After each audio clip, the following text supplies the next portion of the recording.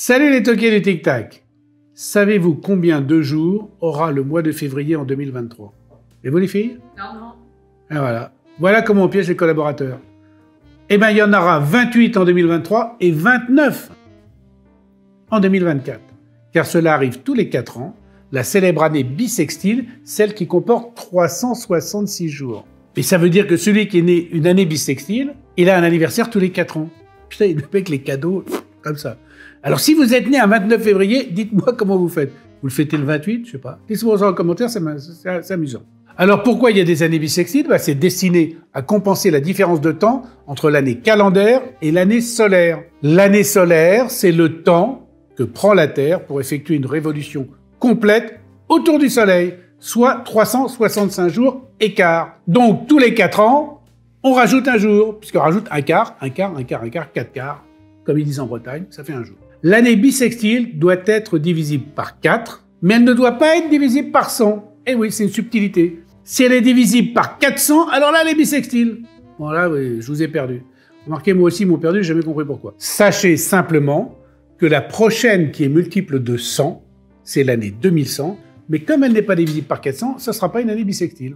Et c'est pour cela que la majorité des quantièmes perpétuels doivent être réglés en 2100 par un horloger. Rares sont ceux qui tiennent compte du problème des années séculaires. Et là, évidemment, une question s'impose, c'est quoi un quantième perpétuel? Un QP, l'abréviation de quantième perpétuel, c'est le QP. C'est une magnifique complication horlogère qui affiche le jour, la date, le mois et l'année en tenant compte des années bissextiles.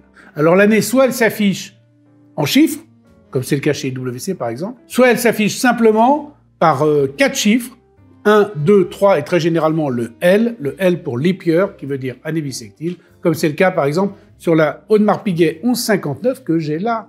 Et oui, car ce qui a justifié le tournage de cette émission, c'est cette montre-là, la 1159 QP cadran aventurine. Car comme vous l'avez adoré sur Instagram, mon compte Instagram qui s'affiche là, j'en ai demandé une. Et là, j'ai eu la chance d'en avoir une parce que là, c'est très très rare. Comme quoi, vous voyez, je tiens compte de vos commentaires. Et d'ailleurs, je vous rappelle qu'à part moi, personne n'a le droit de laisser un commentaire, ni sur YouTube, ni sur Instagram, pour répondre à une de vos questions. Voilà, ça c'est fait. C'est pour ça aussi que je ne réponds pas à toutes les questions. Sur YouTube, j'essaye de répondre ou de liker systématiquement les commentaires de la première semaine qui suit la mise en ligne de la vidéo ou de l'émission, c'est vous qui choisissez. Revenons à nos QP. Alors le QP, c'est une grande complication horlogère, et toutes les manufactures n'en font pas, car cela demande une certaine expertise.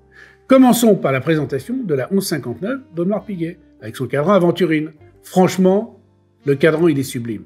Et les informations se lisent très bien dessus. Et c'était pas gagné d'avance, parce que sur un cadran qui est uniforme, c'est facile, mais sur un cadran qui est un peu pailleté, comme un petit air de ciel de nuit étoilé, c'est pas simple. Alors c'est quoi l'aventurine? La légende dit que c'est une erreur de manipulation dans une usine de verre de Murano qu'est née l'aventurine. De la limaille de cuivre serait tombée dans du verre fondu mis à refroidir, et là, paf, le miracle, le verre qui scintille. Aujourd'hui, on met de l'oxyde de cuivre dans du cobalt noir en fusion pour obtenir le bleu aventurine, ce bleu un peu profond. Et je suppose qu'en fonction de la dose d'oxyde, on obtient des cadrans plus ou moins pailletés, mais c'est une supposition, si vous le savez, vous le mettez en commentaire. La phase de lune sur ce cadran est également sublime car elle est gravée au laser et elle est d'un réalisme époustouflant. Il faut la regarder à la loupe pour voir ça, ça vaut le détour. Là, vous êtes privilégié car Vagram va vous faire un gros plan et vous allez pouvoir la voir comme si vous étiez dedans. En plus de ça, la phase de lune sur cette montre, c'est une phase de lune astronomique. Donc elle est au top puisqu'on ne la règle que tous les 122 ans. Il est sûr que l'architecture de la glace saphir doublement incurvée et traitée anti-reflet de cette montre donne un effet visuel canonissime sur le cadran et c'est aussi ça qui fait le côté spectaculaire de la montre. Une montre qui d'ailleurs a été décriée par la communauté, on va dire, horlogère et des passionnés et des aficionados quand elle est sortie et qu'aujourd'hui, tout le monde s'accorde pour dire que c'est une belle montre. Comme quoi, le troll aboie et la manufacture passe.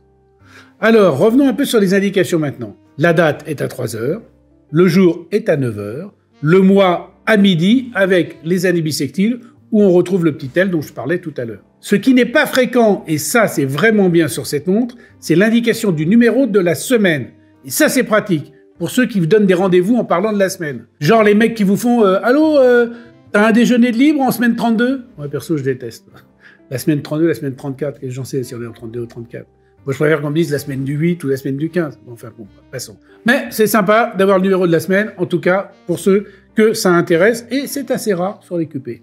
Donc, autant le dire. Au dos de la montre, magnifique montre. Évidemment, un super calibre, magnifique, à la Audemars Piguet, avec des décorations remarquables, du Côte de Genève, du perlage circulaire, du satinage circulaire, même du poli pour faire des effets de reflet.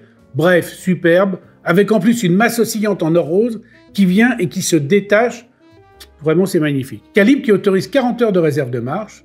Et sur ce type de montre, le QP, je ne saurais trop vous conseiller de mettre la montre sur un remontoir quand vous ne la portez pas. Parce que attention au réglage quand elle est arrêtée et qu'il faut faire toutes les petites mises à jour, là ça peut être touchy.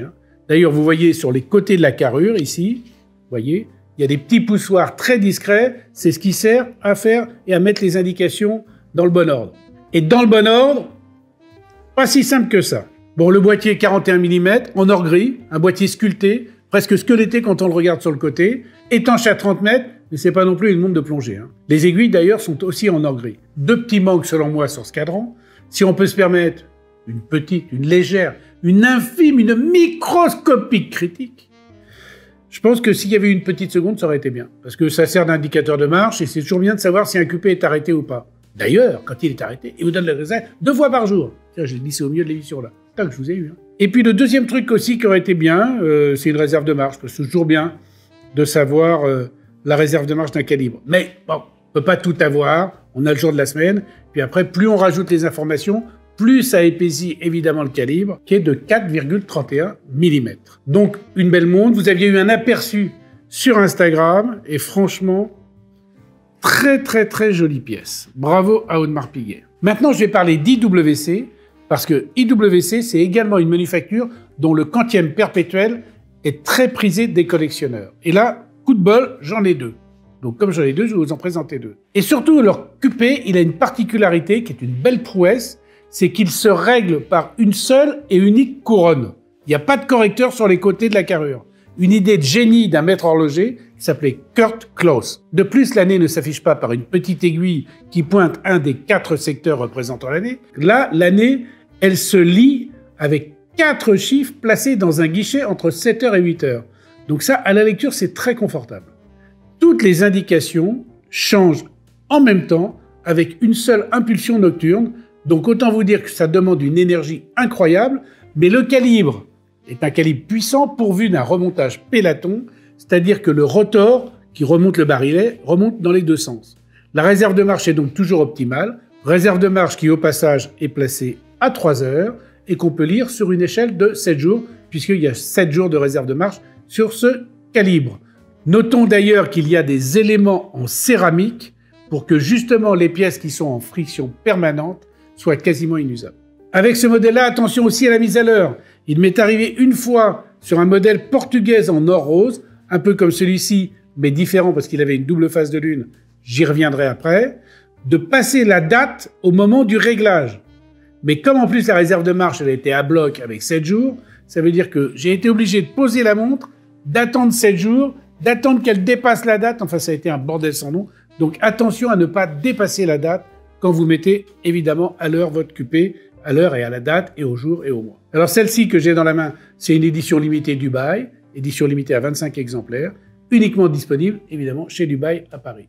La masse oscillante est gravée d'ailleurs au dos et au centre du logo Dubaï, ce qui en fait une pièce de collection. Alors voilà, c'est un beau bébé, 44,2 mm, mais franchement pour l'avoir porté plusieurs fois dans une autre version, également en or rose, dont le poids est similaire, quand on la passe au poignet, ça gêne pas vraiment. Alors évidemment, ça pèse un peu, c'est de l'or, mais c'est tellement beau à regarder et tellement beau à voir. Le calibre est évidemment magnifique, visible au dos. C'est une montre à placer dans une collection, une montre qui a son prix, le prix d'une grande complication. Sachez qu'elle existe aussi en bleu, pas mal non plus. C'est le QP tout bleu qui est dans la collection boutique IWC, qu'on ne trouve que dans les boutiques IWC. Donc ça, c'est pas mal. Bleu, comme cette grande aviateur, voilà. En acier, donc évidemment, elle est moins chère que celle en or. Mais à l'intérieur, il y a aussi le calibre en QP. Et là, c'est pas le même calibre. C'est le calibre double face de lune. Hémisphère nord et hémisphère sud. Eh oui, un calibre composé de 386 pièces différentes. Vous imaginez le bousinga du truc. Alors, l'histoire ne dit pas, puisque là on a l'hémisphère nord et l'hémisphère sud. Sur celle-ci, est-ce que c'est l'hémisphère nord ou l'hémisphère sud, puisqu'ils en montent qu'un? Bah ça, je vous le donne en mille et mille, hein, c'est sûr, c'est l'hémisphère nord. Et oui, puisque les montres, elles sont faites en Suisse, et vous imaginez le bordel de logistique qu'il y aurait à faire s'il y avait des montres qui donnaient l'hémisphère nord et d'autres l'hémisphère sud. Laquelle on envoie en Afrique du Sud? Le sud. Laquelle on envoie en Laponie? Le nord. Ouais, puis quand c'est proche de l'équateur, tiens, roule ma poule. Très très compliqué. Donc là, c'est que l'hémisphère nord, évidemment, quand on est sur une simple phase de lune. Elle est aussi la grande aviateur, un peu plus grande, 46,2 mm. Mais bon, c'est son nom, la grande montre d'aviateur. Et elle a une couronne surdimensionnée, estriée, comme à l'origine des montres d'aviateur, pour les pilotes d'avion. Parce qu'ils devaient la manipuler avec des gants. Puis c'était pas des gants comme ça, hein. C'était des gants en cuir doublés mouton. Donc là, pour manipuler le truc, bonjour. Le look du bracelet, il est à l'unisson avec la montre, hein, plus sportif, plus roots, beaucoup plus roots même que la portugaise. Mais bon, là, on est dans une montre quand même d'aviateur, donc rien à voir avec une portugaise. Mais le calibre, pratiquement le même. Deux calibres, deux styles, à vous de choisir. Regardez. Vous voulez un QP? Ben voilà. Vous avez l'embarras du choix. Alors maintenant, on va parler d'une manufacture dont on parle peu, mais à tort, car sa production mérite notre attention. C'est la maison Glashütte Original. Et sa dernière Senator Excellence Perpetual Calendar fait la brillante illustration de son savoir-faire. C'est une série limitée à 100 exemplaires, et on est vraiment dans l'esprit des manufactures saxonnes, avec un look très épuré et allant à l'essentiel. Sur son cadran blanc cassé très légèrement texturé, on peut lire le jour dans le guichet de gauche, le mois dans le guichet de droite, et la date sous le logo qui est à 3 heures. En fait, c'est pas une date, c'est ce qu'on appelle une grande date. Eux, ils l'appellent la date panorama. J'ai fait une émission complète sur la complication grande date, je vous mets l'affiche, où j'explique l'origine de la grande date, et on pourrait croire que c'est une complication qui existe depuis longtemps, mais pas du tout. C'est une complication qui est plutôt récente. J'en dis pas plus, je vous laisse aller voir l'émission. Bon, alors, pour ceux qui ne l'ont pas vue et ceux qui n'iront pas la voir, parce qu'il y en a, je sais, j'ai les noms, je vous rappelle ce que c'est que l'avantage de la grande date. La grande date, c'est la facilité de lecture. Eh oui, quand la vue baisse, comme chez la majorité des darons youtubeurs dans mon genre, ça devient compliqué de lire la date sans lunettes. Avec une grande date, hop, elle est surdimensionnée, et ça devient beaucoup plus simple. Et puis autant dire que là, en plus, comme le cadran est dénué d'artifice, pour laisser la grande date en majesté, je dois avouer que là, elle est très lisible. Évidemment, les deux petits guichets du jour et du mois, je dis pas que là, j'ai un peu de mal à les lire, c'est très simple, je regarde la montre, je lis que dalle.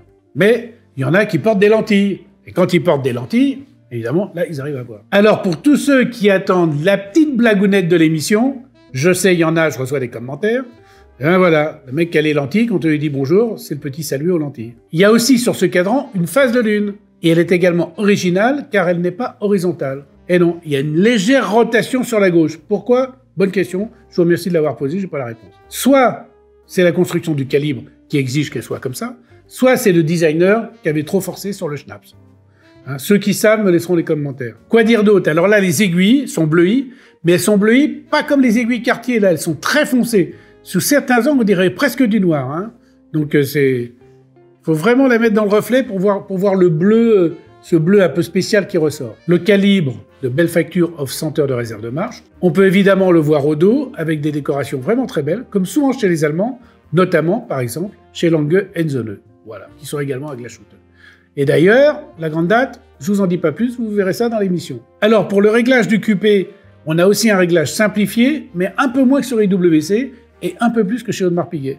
Parce que là, on a le jour, la date et le mois qui se règlent par la couronne, et le reste par les correcteurs qui sont sur la carrure. J'ai pas testé, j'ai pas essayé pour ne pas dérégler le calibre. Alors voilà une belle montre qui vient compléter le quator des QP que je vous ai présenté. Alors sachez que quand un quantième perpétuel est arrêté, il vous donne avec précision le jour, la date, le mois, l'année, et en plus, la semaine pour certains, et en plus, l'heure exacte 2 fois par jour. Eh oui. Alors là, ça change un peu, mais c'est un peu toujours la même fin. Allez, à tout à l'heure.